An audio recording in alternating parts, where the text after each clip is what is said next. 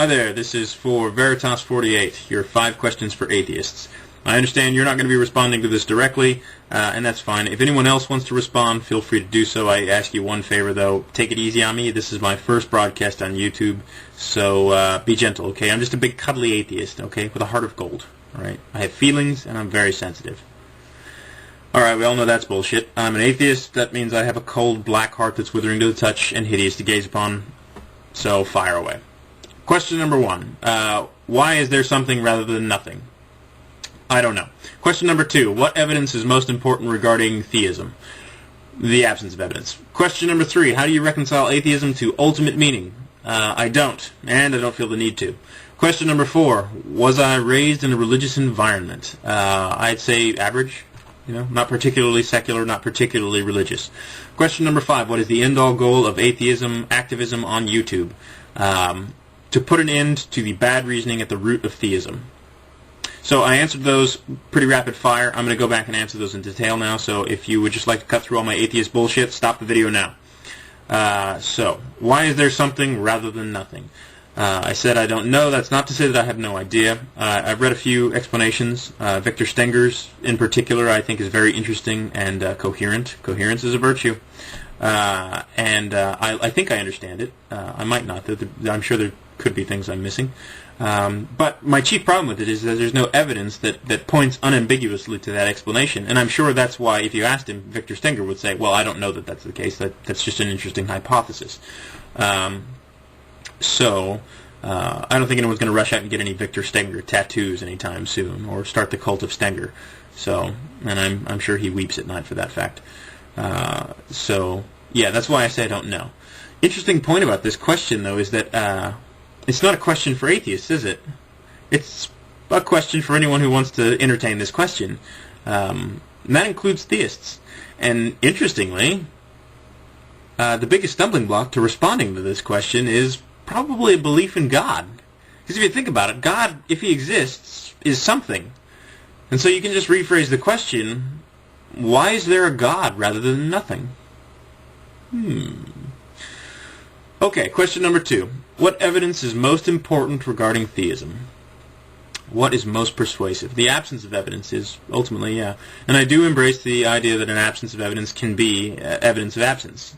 A lot of people object to that. A lot of people just object on principle. They don't really think it through, I think. I have a friend who's just a firm adherent to the old aphorism, absence of evidence is not evidence of absence.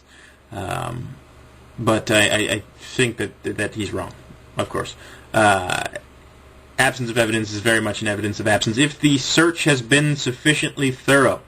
We've looked all over the planet, and we've looked in our little corner of the universe, and we haven't found any reason to think that there are any gods, any personal gods. And so, yeah, I think that's evidence of absence. Now, you may object, but, to those of you who do object, I invite you to look around the room and determine for yourself whether or not Barack Obama is present.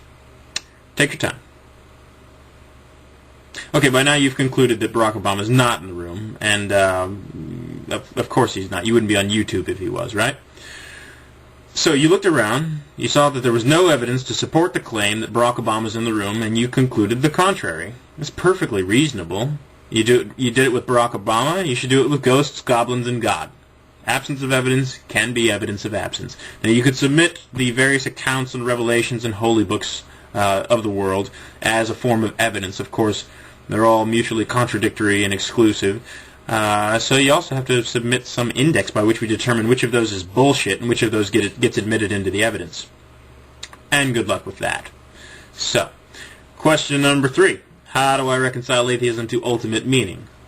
The universe doesn't owe it to me to provide some greater meaning, some meta-narrative, and it certainly doesn't owe it to me to provide some place in that meta-narrative. So that said, I'd like to point out that the ultimate meaning part of the question is a bit of a foregone conclusion, because you first assume that there's an ultimate meaning, and then you, too, assume that that ultimate meaning is the sort of ultimate meaning that atheism, 1, needs to be reconciled to, and 2, can be reconciled to. So, yeah, you have to answer a series of questions before I can respond to yours, really. So, yeah, is there ultimate meaning? What is that ultimate meaning? And must and or can atheism be reconciled to it? I await your response. That probably won't come. Number 4. Was I raised in a religious environment? By environment, I take that to mean family, school, and my community. So, yeah, I'd say average. It wasn't particularly secular. It wasn't particularly religious. Town about 5,000 people, 21 churches. I counted. It was crazy. There was one Sikh temple in there, so 20 to you Christians. Because what the hell are Sikhs, right? My school was overwhelmingly Christian. I was the only outspoken atheist there. And my family was predominantly Christian, though I never got dragged to church. But I did take myself to church for 2 years in high school. Walked in an atheist, was an atheist for 2 years, and left an atheist. Just never found any of the sermons particularly compelling. Number 5, what is the end-all goal of atheism, activism on YouTube? I disagree with a lot of the atheists on YouTube, and a quick index to determine which of them I agree with and which of them I disagree with. I disagree with anyone, basically, who answered differently to questions 1 and 3. I have some fundamental dispute with people who answered differently, probably. Might be able to reconcile our differences, but yeah, there it is. But why am I aggressive to theism in my personal life? Why when I encounter theists do I almost always initiate a debate?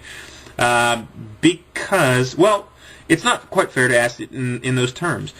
Because it sort of assumes that I'm not the same way with holistic medicine, spiritualism, beliefs in paranormal and supernatural phenomena, and I am. I'm every bit as vehement with those people as I am with theists. And for the same reason. It's because at the core of all of those systems of belief is what I find to be bad reasoning and faulty inferences from the evidence. So that's what I'm actually attacking when I attack religion. Now, religion's definitely more prevalent, and I have a special objection to bad reasoning that's insulated against criticism, as religion is by what they call manners. Yeah, I spend a lot more time on theism than those other things, but that's just a numbers game. There are more Christians, for example, than there are subscribers to holistic medicine. So, yeah, so why do I attack bad reasoning, though? Why is that a problem? I don't think that really needs to be justified or explained, but I will. It's because I live in this world with people. Those people rely on reasons, good or bad, to make decisions that ultimately can affect my life and the lives of people I care for, including my countrymen. And a prime example of that would be Proposition 8 in California. Religious values and bad reasoning combine to make a decision which adversely impacts happiness and contentedness, those two values you brought up in your video. So that is why I combat bad reasoning wherever I find it, and particularly religious reasoning, because when you sort of let that sort of bad reasoning in and say, well, we can't criticize it, and then it sort of sets a precedent that says, use your bad reasoning however you see fit, and all of us will just suffer the consequences. So, okay, so you said, what would it matter if you lived a happy but ultimately deluded life? It wouldn't. I mean, that's my response to question number 3, ultimately. I mean, there's no meta-narrative, to my knowledge, that you would be in violation of if you persisted in your belief. So, I mean, that's not what it's about, though. You're thinking like a Christian, I think. I'm not trying to save your soul. In fact, I would ultimately be trying to suggest that you don't have one. What I am trying to do is make the world a little bit better while I'm here. Sort of. And I don't have kids, so I don't know. Maybe I'll have some different feeling about it. Maybe it will have something to do with posterity or something like that. But ultimately, I think the world would be a better place, and more people would be happy with a little less religion in this world. So that's why we waste our time, quote. And I don't believe you said waste our time, but plenty of people had. That's why we atheists waste our time arguing with the religious, because ultimately, we would like to see fewer religious people around, and preferably in our lifetimes. I mean, because if we're right, we're not going to see anything outside of our lifetimes, will we? So anyways, those are my responses for what they're worth. I'm sure they're not original. I'm sure other people have made these responses as well, but maybe I articulated them in such a way that the point was driven home a little better. So anyways, I hope it was helpful for whatever it is you're doing with all of these.